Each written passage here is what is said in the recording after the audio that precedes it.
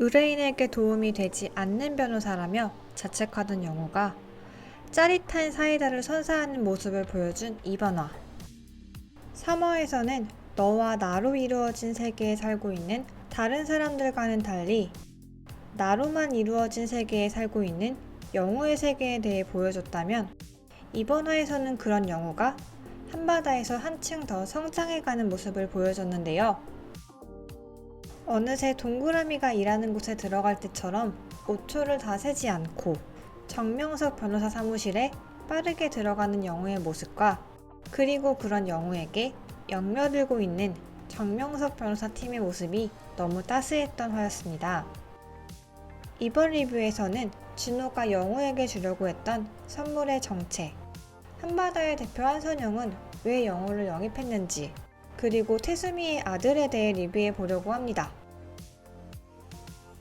마음을 다잡지 못했던 영호에게 가장 위로되는 말로, 가장 영호에게 와닿는 말로 영호를 위로한 준호. 하지만 영호에게 주려고 샀던 선물은 끝내 전해지지 못하고 말았는데요.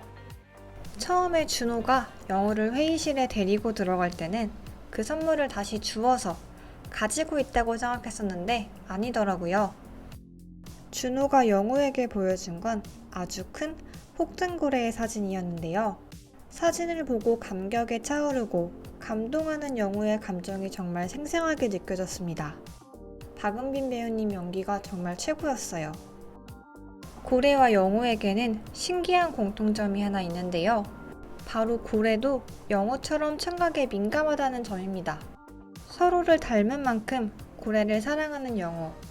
그래서 준호가 그날 샀던 선물은 그냥 조명이 아닌 바다 혹은 고래를 보여주는 조명이 아니었을까 싶습니다.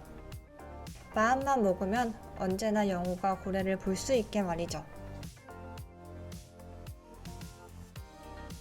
한선영 대표의 말을 통해 영호의 엄마인 게 더욱 확실해진 태수미.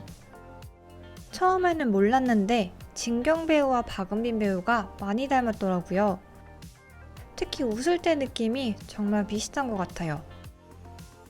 단순한 라이벌 의식이 아닌 태산을 무너뜨리는 걸 인생의 목표로 삼고 있는 한선영. 그리고 언제나 더 높이, 더 많이 가지려고 하는 태수미. 한선영, 태수미, 우광호.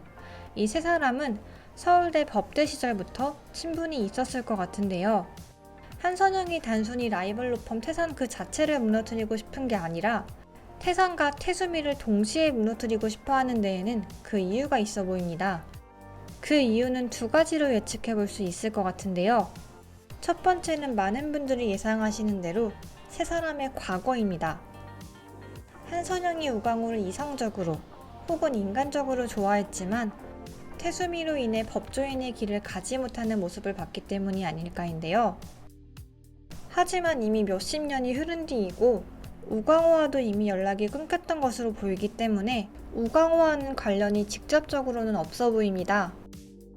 때문에 한선영의 개인적인 원한이 아닐까 싶습니다.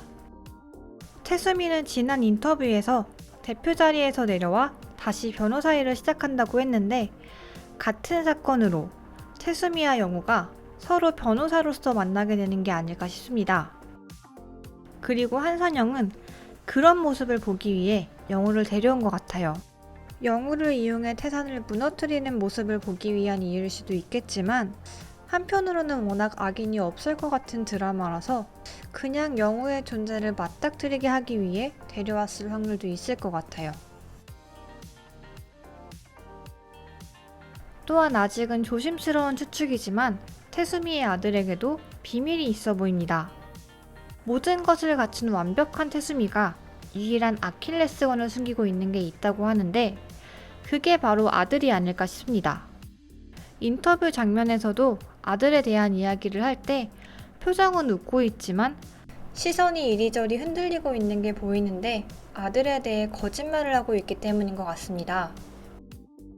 아들이 컴퓨터만 한다는 것 자체는 진실로 보이는데 사람을 만나기 싫어하는 것 같아 보이기도 합니다. 이번 화에서는 받은 대로 돌려주는 게 복수의 전부는 아닌 우영우 드라마다운 삼형제의 난을 보여주었는데요. 각본도 각본이지만 저는 3, 4화를 볼 때 섬세한 연출력에 한 번 더 놀랐습니다. 한층 더 단단해지고 성장한 영우가 앞으로 한바다에서 어떤 모습을 보여줄지 더욱 기대됩니다. 감사합니다.